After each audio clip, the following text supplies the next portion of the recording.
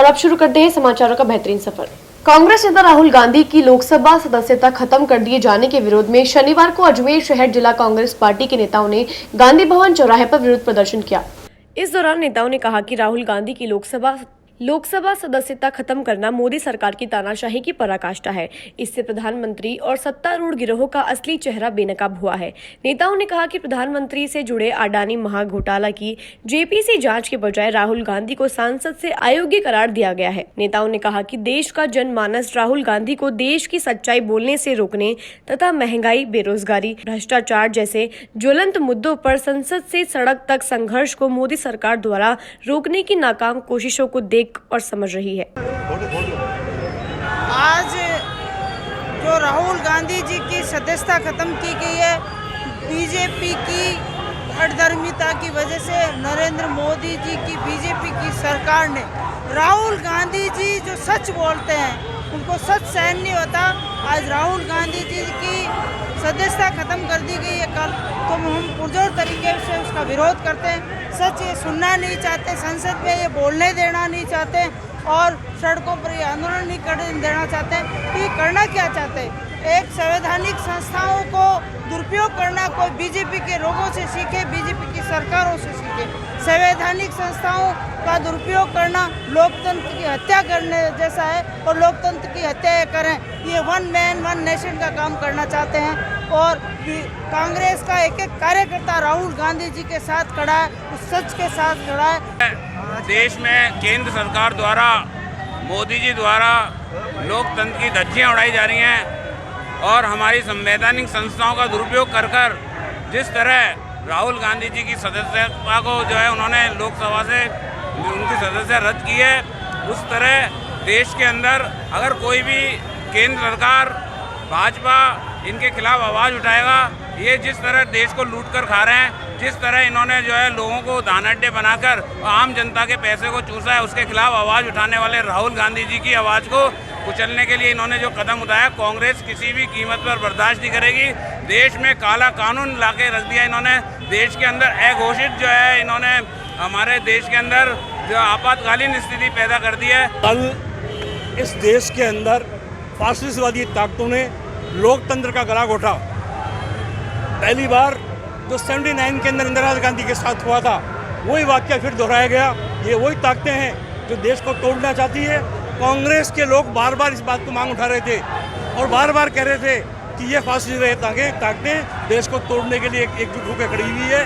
तो कांग्रेस का कार्यकर्ता लोकतंत्र को जिंदा रखने के लिए, धर्मनिरपेक्षता को जिंदा रखने के लिए सड़कों पर संघर्ष करेगा।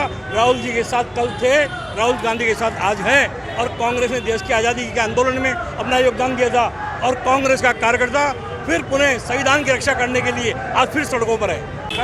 कल राहुल गांधी जी की संसद से जो सदस्यता समाप्त की है वो एक षड्यंत्र के तहत की गई है। उसके लिए सारे कांग्रेस के कार्यकर्ता सड़कों पर आ गए। जिस दिन अगर मान लीजिए सड़कों पर, अभी तो सड़कों पर आए, इनके पुतले जलाए, लेकिन अगर हमें जेल जाना पड़ा तो उससे भी पीछे नहीं हटेंगे। देश की आज़ादी के लिए लड़े थे, आज इनके लिए भी लड़ेंगे क्योंकि लोकतंत्र खतरे में है। उस लोकतंत्र को बचाने के लिए लड़ रहे हैं हम लोग और इसके लिए हम चाहे जेल भरे, चाहे हमें फांसी की सज़ा भी सुनाएंगे तो भी हम इसके लिए लेंगे। और हम लोग राहुल गांधी जी के साथ खड़े हैं और हमेशा खड़े रहेंगे। वंदे भारत ट्रेन अजमेर के मदार स्टेशन पहुंच गई है, जो चेन्नई से वाया चंदेरिया होते हुए अजमेर पहुंची। यहां मदार स्टेशन पर ट्रेन का मेंटेनेंस होगा। यहां पर सुरक्षा के पुख्ता इंतजाम किए गए हैं।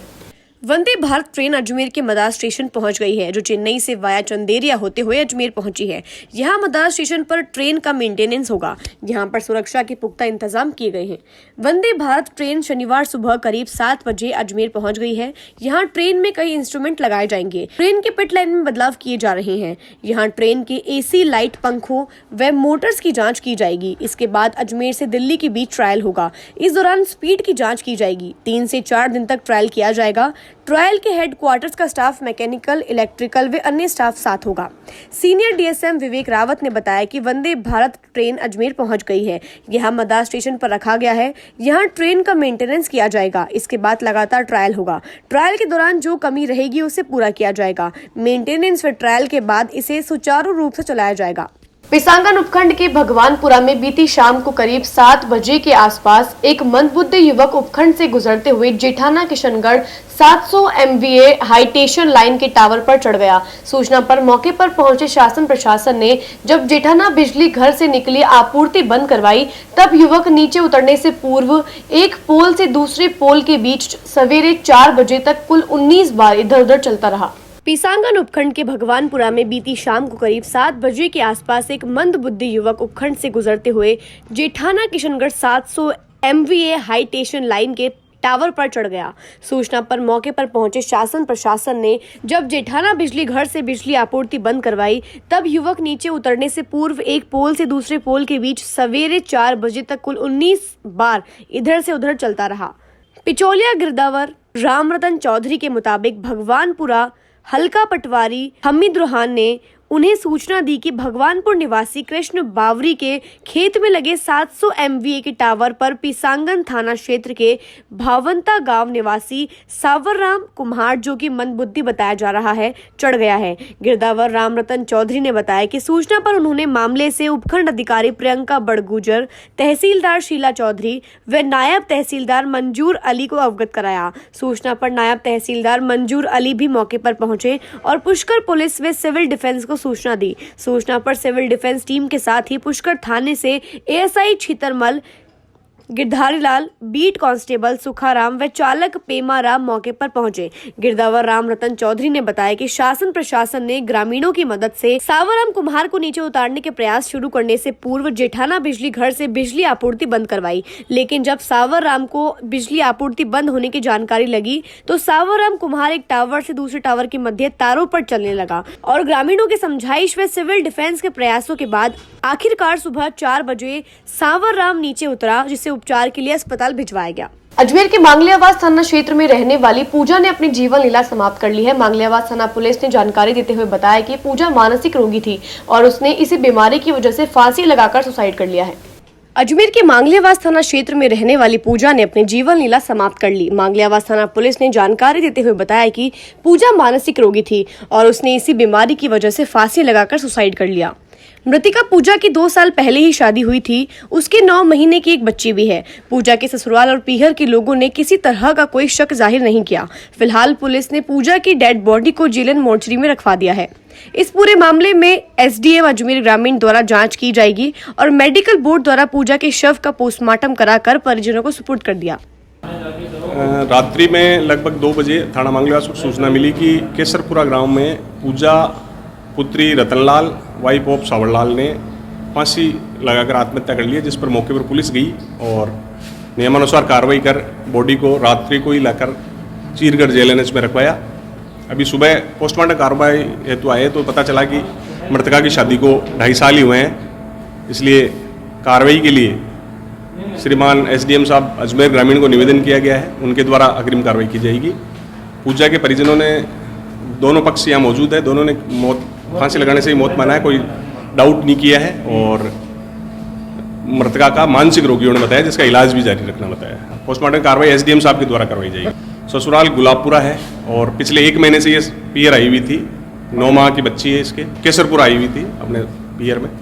एक बच्ची है 9 महीने की है, 2 साल पहले शादी हुई है। अजमेर की फर्म की धोखाधड़ी कर 8,30,000 रुपए हड़पने के मामले में फरार जयपुर के आरोपी को झालावाड़ से गिरफ्तार किया है। आरोपी के जयपुर स्थित गोदाम व दफ्तर बंद मिले और पीड़ित फर्म के मैनेजर ने रामगंज थाने में मामला दर्ज कराया है। पुलिस मामले की जांच में जुटी है। चंद्रवरदाई नगर अजमेर स्थित फर्म में अनुभाव रजिस्टर्ड के मैनेजर चयन शर्मा ने रामगंज थाने में रिपोर्ट देकर बताया था कि उनकी फर्म में अलग अलग व्यापार होते हैं, जिसमें से एक खाद्य तेल की ट्रेडिंग का भी व्यापार है। खाद्य तेल की ट्रेडिंग के व्यापार के लिए समय समय पर फर्म विज्ञापन देती है, जिसको देखकर 6 जुलाई 2022 को बालाजी ट्रेडिंग कंपनी, कृष्ण कृपा सुभाष नगर, शास्त्री नगर, जयपुर के प्रोफेसर सुरेश चंद्र तिवारी ने फोन पर संपर्क करके बताया कि वह जयपुर में वह किराने का बड़ा व्यापारी है और खाद्य तेल का व्यापार करना चाहता है। उसने यह भी बताया कि उनका गोदाम भूरा पटेल मार्ग 200 फीट बाईपास जयपुर स्थित है। वह माल की डिलीवरी गोदाम में करनी है। इसके लिए कुल 16,57,365 रुपए का माल भेजा। इसके लिए 8,26,965 रुपए 3 बार में बैंक ऑफ महाराष्ट्र से डाले, लेकिन 8,30,400 रुपए का भुगतान बाकी था। उनसे संपर्क करने पर जल्द भुगतान की बात कही। बाद में समय लगने की बात कह दी। इस पर उसके जयपुर गोदाम पर गए तो वह बंद मिला। आसपास में पूछा तो पता चला कि यह गोदाम 15 दिन से बंद है और 1 महीने पहले ही किराए पर लिया है। हमारी तरह बहुत लोग उधारी लेने आते हैं। यह पता चलने के बाद बालाजी ट्रेडिंग कंपनी के रजिस्टर्ड पते LG7 कृष्ण कृपा सुभाष नगर शास्त्री नगर जयपुर पर गए, जो बंद मिला। यह भी पता चला कि 2 साल पहले ही बंद कर दिया गया है। सुरेश तिवारी से संपर्क करने की कोशिश की गई, लेकिन संपर्क नहीं हुआ। इसके बाद बात हुई, लेकिन कोई संतोषजनक जवाब पे भुगतान नहीं मिला। अतः विश्वास में लेकर धोखाधड़ी कर रुपए हड़पने व माल खुर्द बुर्द करने के आरोप में मामला दर्ज कराया है। पुलिस ने आज आरोपी को गिरफ्तार कर लिया है। 369 नंबर मुकदमा है जो 8/8/2022 को दर्ज हुआ था। इसके अंदर परिवादी है चयन शर्मा, चंद्रवरदाई रामगंज का रहने वाला है। उसने आरोपी सुरेश चंद्र तिवारी, जिसकी फर्म है बालाजी ट्रेडिंग कंपनी शास्त्री नगर जयपुर की, उसने खाद्य तेल और पाउच के लगभग 16,57,000 का माल लिया। इसमें से 8,27,000 रुपये तो उसने दे दिए और 8,30,000 रुपये बाकी थे। इसके बाद वो गोदाम बंद करके और भाग गया। उसके बाद में ये जुर्म प्रमाणित माना और इसको झादरापाटन थाना झालावाड़ से प्रोडक्शन वारंट पर गिरफ्तार किया है और इसके 19 मुकदमे दर्ज है। इसको 1 दिन का पीसी लिया है, जिससे 26 तारीख को 12 बजे तक पेश किया जाएगा कोर्ट। किन मामलों में दर्ज करा सर? ये IPC की धारा 420-406 में। समाचारों को देते हैं छोटा सा विराम। मिलते हैं जल्दी खबरों के नए सफर पर।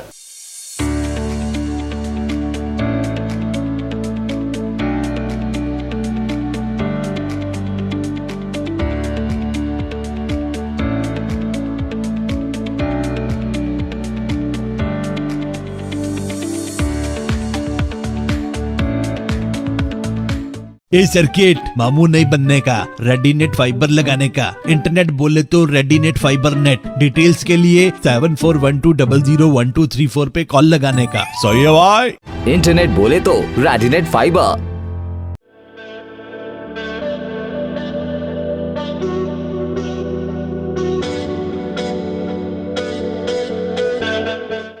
अजमेर शहर में प्लॉट, मकान, फ्लैट, दुकान आदि खरीदने, बेचने व किराए हेतु आज ही प्ले स्टोर से डाउनलोड करें Varsha real estate app. Varsha real estate, a unit of Varsha group, lets you live better.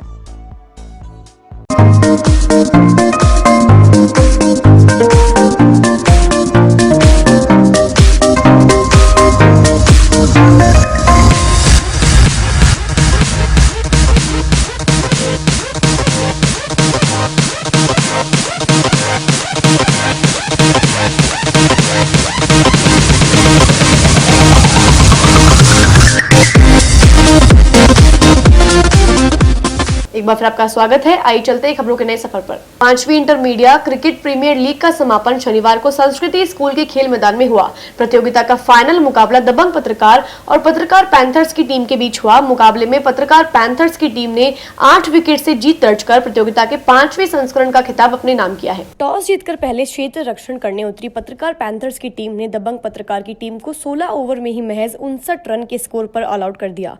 दबंग पत्रकार की ओर से हेमंत कुमार ने सर्वाधिक 33 रन का योगदान दिया। इसके अलावा दबंग पत्रकार की टीम का कोई भी खिलाड़ी दहाई के आंकड़े को भी नहीं छू पाया। पत्रकार पैंथर की ओर से गेंदबाज अशोक ने 4 ओवर में 8 रन देकर 3 विकेट लिए। लक्ष्य का पीछा करने उतरी दबंग पत्रकार की टीम को पहले ही ओवर में झटका मिला, लेकिन बाद में संभलते हुए मुकाबले को 9 ओवर में ही 8 विकेट से जीत लिया। पत्रकार पैंथर की ओर से बल्लेबाज अशोक ने 32 रन का योगदान दिया, तो वहीं दबंग पत्रकार की ओर से गेंदबाज हेमंत कुमार और अशोक भाटी ने एक एक विकेट लिया। समापन समारोह के मुख्य अतिथि पुलिस अधीक्षक चूनाराम जाट, अतिरिक्त पुलिस अधीक्षक प्रियंका रघुवंशी, समाजसेवी सत्यनारायण बंसाली, भाजपा नेता हरीश गिदवानी, कांग्रेस पार्षद नितिन जैन, जितेंद्र रंगवानी, भाजपा मीडिया सेल प्रभारी अनीश मोयल, सामाजिक कार्यकर्ता श्रेयांश जैन, युवा उद्यमी योगेश जैन मौजूद रहे। मैच में कमेंट्री बालेश गोहिल और सूर्यकांत पांडे ने की। सभी पत्रकार बंधुओं को जो आज का ये टूर्नामेंट है उसकी बहुत बहुत बधाई देता हूँ और स्पेशली बधाई उन खिलाड़ियों को देता हूँ जो विजेता रहे, क्योंकि जीतने वाले से बड़ा हारने वाला होता है। वो जिंदगी में कुछ न कुछ सीखता है।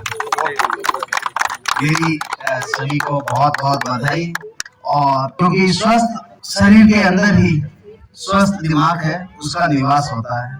और पत्रकारों के अंदर स्वस्थ दिमाग की बहुत ज्यादा जरूरत होती है कि पॉजिटिव तरीके से किस तरह से समाज के अंदर वो अपना योगदान दे सकते हैं। देखिए, fifth inter media cricket premier league का आज फाइनल मुकाबला संस्कृति खेल मैदान में खेला गया पत्रकार पैंथर्स और दबंग पत्रकार के बीच में।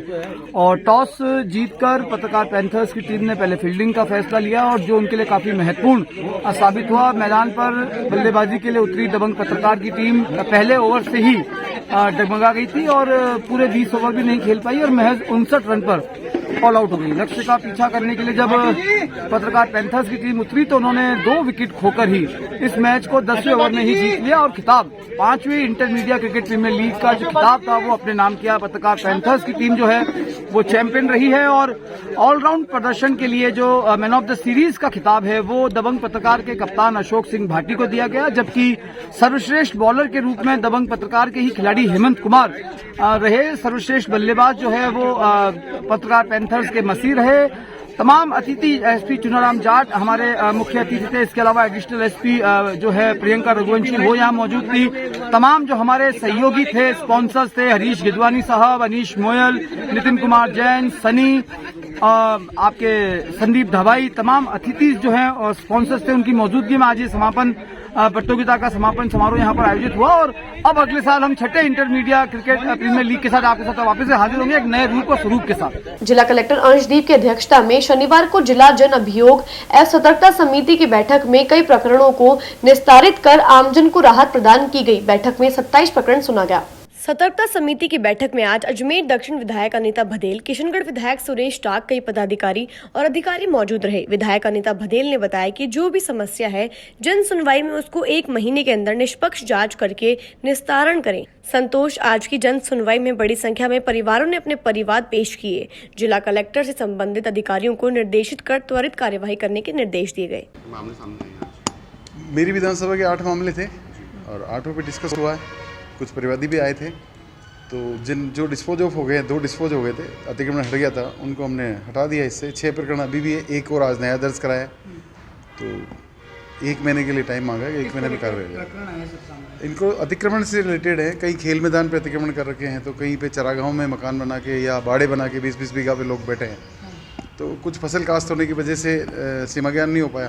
तो अब तहसीलदार और एसडीएम ने ये कहा कि भाई 1 महीने, अब फसल कट गई है, 1 महीने में ये सारा काम हो जाएगा। तो अगली बैठक तक उम्मीद करता हूँ। वैसे तो मेरे प्रकरण 17 थे, अब 17 में से 8 रहे हैं।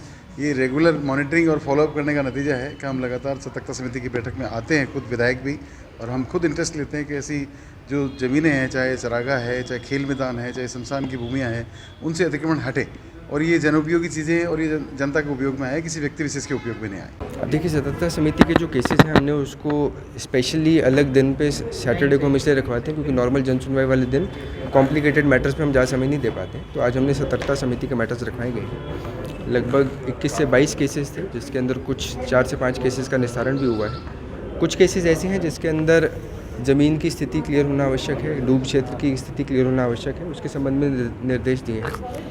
ये वो कॉम्प्लिकेटेड मैटर्स हैं जिनको हम रेगुलर के अंदर मॉनिटरिंग की आवश्यकता रहती है ताकि उसका निस्तारण हो सके। हमें आशा है कि जो पुराने केसेस हैं हम उसको जल्दी से जल्दी और निस्तारित करें। देखिए, सतर्कता समिति की बैठक का गठन जो किया गया था वो आम जनता को राहत देने के लिए किया गया था।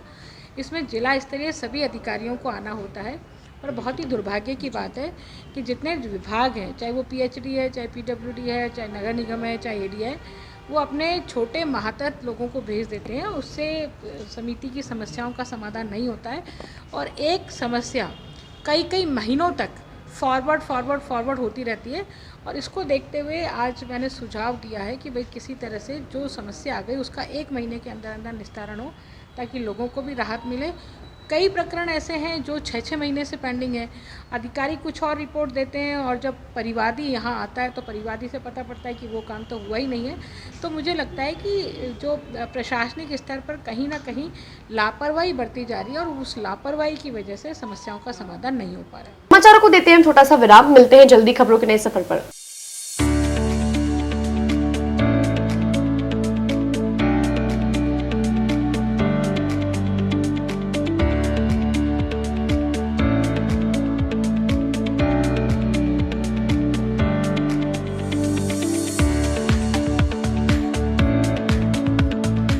ए सर्किट मामू नहीं बनने का, रेडीनेट फाइबर लगाने का, इंटरनेट बोले तो रेडीनेट फाइबर नेट। डिटेल्स के लिए 7412001234 पे कॉल लगाने का। सही है भाई।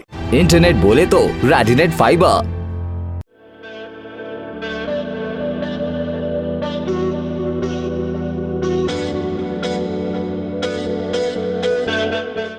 अजमेर शहर में प्लॉट, मकान, फ्लैट, दुकान आदि खरीदने, बेचने व किराए हेतु आज ही प्ले स्टोर से डाउनलोड करें Varsha real estate app. Varsha real estate, a unit of Varsha group, lets you live better.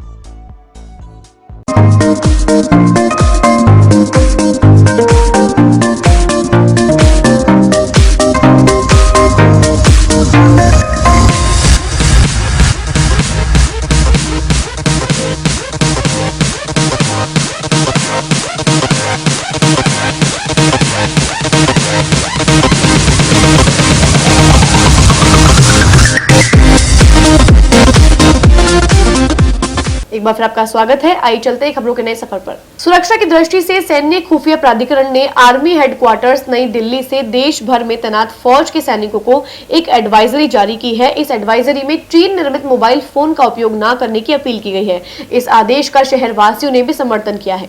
सैन्य खुफिया प्राधिकरण द्वारा Vivo, Oppo, Xiaomi, Realme, one plus, Infinix सहित 11 कंपनियों के मोबाइल उपयोग में न लेने को कहा गया है। प्राधिकरण का मानना है कि यह सभी ब्रांड्स देश और सैनिकों की सुरक्षा के लिए गंभीर खतरा है। देश भर में तैनात सैनिकों को 30 मार्च तक अपने मोबाइल फोन बदलने की सलाह दी गई है। बात आज की चैनल अजमेर द्वारा जानकारी करने पर बताया गया। DGMI द्वारा इस संबंध में नोटिफिकेशन जारी कर सभी सैनिक कार्यालयों में निर्देश भी जारी कर दिए गए हैं। सैन्य अधिकारियों के साथ शहर वासियों ने जानकारी देते हुए बताया कि वह अगर चाइनीज कंपनी निर्मित मोबाइल फोन शहरवासी और भारतवासी उपयोग में लेते हैं तो निश्चित तौर पर चाइना को देश के सभी डाटा की जानकारी होगी, जिसके कारण पूरे भारत देश को डाटा लीक होने का अंदेशा बना रहेगा। मैं यही कहना चाहती हूँ कि जितने भी चाइनीज मोबाइल आ रहे हैं उसको न तो खरीदा जावे न किसी के बेखाव में आवे। लोग बाग बहुत ज़्यादा अपन को प्रोत्साहन देकर बोलते हैं कि ये खरीद लो, इससे आपको ये सुविधा रहेगी, ये सुविधा रहेगी। इसके बावजूद वो अपने काफ़ी हैंग हो जाते हैं मोबाइल, उससे अपने पूरे ID को हैंग कर लेते हैं, उससे अपने सारे पास जितने भी अपने इसमें मोबाइल के अंदर जो भी रहता है डाटा रहता है वो सारा वो यूज़ करते हैं। उससे अपन लोगों को भी अपनी फ़ोटो लगा के और उसके बावजूद अपने पैसे मांगते हैं। पैसे मांगने के बावजूद उनको पैसे न दिया जावे और न उनके बेखाव में आवे। वो कोई भी फ्रॉड बता सकते हैं कि हम बीमार हो गए, एक्सीडेंट हो गया या कुछ भी हो गया, उसके आधार पे वो पैसे लोगों से मांग रहे हैं। अब काफ़ी चल रहा है ये, तो इससे लोग बाग को यही कहना चाहती हूँ कि बच के रहे इन चीज़ों से और इनके बेखाव में ना आए। चाइनीज़ मोबाइल ना खरीदे। पर्सनल अपने इन्फॉर्मेशन आगे वाले लोगों के पास में हैक होती है, प्लीज़ इसलिए चाइनीज़ मोबाइल ना खरीदें और इंडिया में जो उत्पादक हो रहा है या जो इंडियन जो मोबाइल्स हैं वो खरीदें। आपकी ID लगती है, आपकी फ़ोटो लगती है, आपने जो DP लगा रखी है उसके द्वारा आपसे मांग की जाती है कि भाई पैसा दिया जाए और ऐसे ऐसे लोगों से कर दी जाती है जो अननोन होते हैं, मिलने वाले होते हैं या रिश्तेदार होते हैं, पर गलती से किसी बंदे ने भी कर दिया तो अपना पैसा वो चला जाएगा। तो इसलिए प्लीज़ किसी भी ऐसा फ्रॉड हो जाएगा, कोई मैसेज आए तो आप किसी को पेमेंट ना करें, क्योंकि अपनी DP लगा के गलत वो अपना मैसेज जा रहा है कि अपन से और पैसा अपने पेमेंट ले लिया जाता है। चाइनीज़ मोबाइल के बारे में ये कहना चाहिए, आज चाइनीज़ मोबाइल के कारण आज बहुत बड़ा फ्रॉड हो रहा है जो ऑनलाइन फ्रॉड कहलाता है, जिसके अंदर लोगों की फ़ोटोज़ वगैरह हैंग करके फर्जी ID बना के उससे लोगों से अपने मिलने वालों से जो भी होते हैं उनके मिलने वाले उनसे बोला जाता है हमें पैसे की ज़रूरत है, ये हमें ये चीज़ है, ये दे दीजिए, मदद कर दीजिए। इस तरह से काफ़ी फ्रॉड चल रहा है। तो हम मेरा जनता से यही कहना है कि आप सब इस चाइनीज़ मोबाइल से और इनकी आईडियों से आप सावधान रहें। जब भी कोई इस तरह का आपके पास मैसेज आता है या कोई भी चीज़ आपसे कोई डिमांड करता है तो आप पहले उसकी पूरी जानकारी करें और अपने बारे में उसकी कोई भी डेटा मगर उसको ना बताएं कि भाई मेरा ये आधार नंबर हो, फिर को भी मांगता तो ना बताएं और ना ही उसको पैसे के बारे में हाँ भरें कि हाँ मैं आपके ऑनलाइन ट्रांसफ़र कर देता हूँ। तो ये कई इस तरह से चल रहा है अभी इन दिनों कि आपकी फ़ोटो लगाएंगे, उस आईडी को हैंग करके फ़ोटो लगा के आपके नंबर पे, पर वो जो आईडी तो लगी हुई होगी, फ़ोटो तो लगी हुई, पर नंबर अननोन आएगा उसके अंदर। तो इस चीज़ को आप देखते हुए सावधान रहें और इससे जो हमारे मोबाइल बहुत ज़्यादा भी इन दिनों हैंग भी हो रहे, काम नहीं करता, तो अपन को लगता है हैंग हो गया होगा मोबाइल, पर वास्तविकता ये होता है कि उससे में अगर आपका मोबाइल काम नहीं करता मतलब उसको फ्रॉड किया जा रहा है उस नाम पे और उसको हैंग कर दिया आपके मोबाइल को। आज के समाचार बुलेटिन में बस इतना ही। कल फिर होगी आपसे मुलाकात, तब तक के लिए लीजिए इजाजत। नमस्कार।